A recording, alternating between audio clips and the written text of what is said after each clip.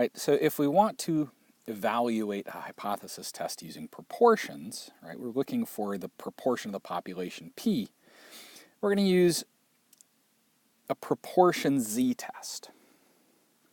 Okay, so this is related to the z-test we had before, but the proportions, we have x as our number of yeses and n as our total sample.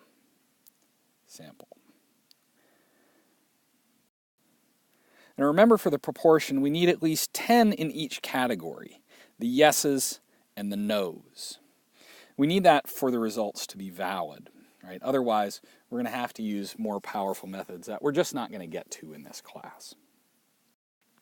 So in our example, we're going to have a survey of 444 HIV-positive smokers, and we're going to report that 170 of them tried using a nicotine patch to try to quit.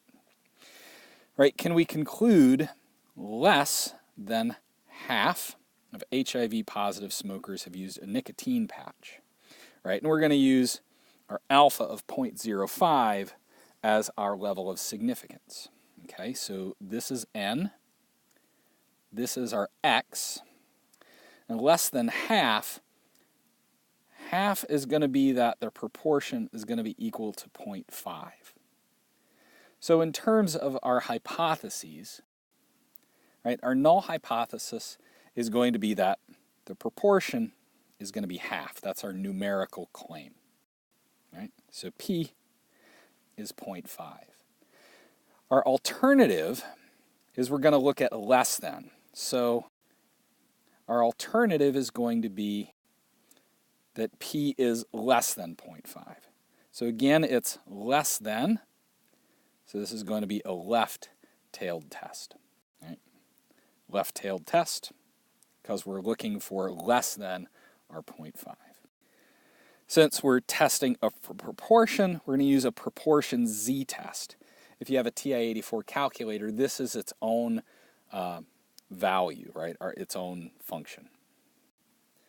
All right, so in a TI-84, we go to Stats, Tests, and we're looking for the one prop z-test. The one meaning that we just have just the one set of data to work from. Z means that we can use our z-value, which means that we have satisfied the criteria for our standard normal distribution. That doesn't look like a standard normal distribution.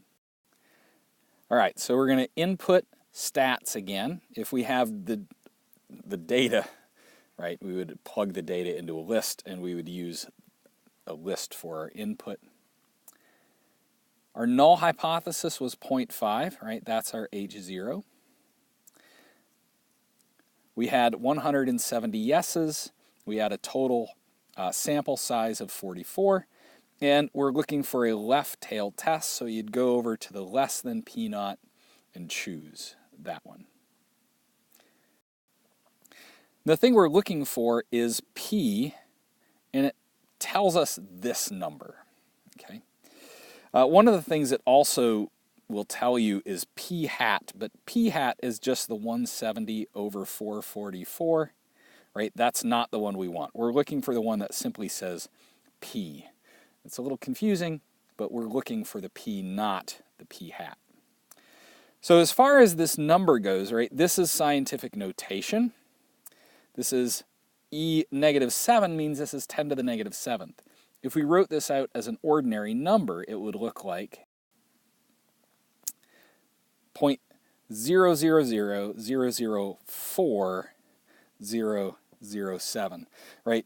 This 10 to the negative 7th means that the first time a number appears, it's 7 digits to the right of the decimal, right? So 1, 2, 3, 4, 5, 6, 7. This 4 appears in the 7th spot.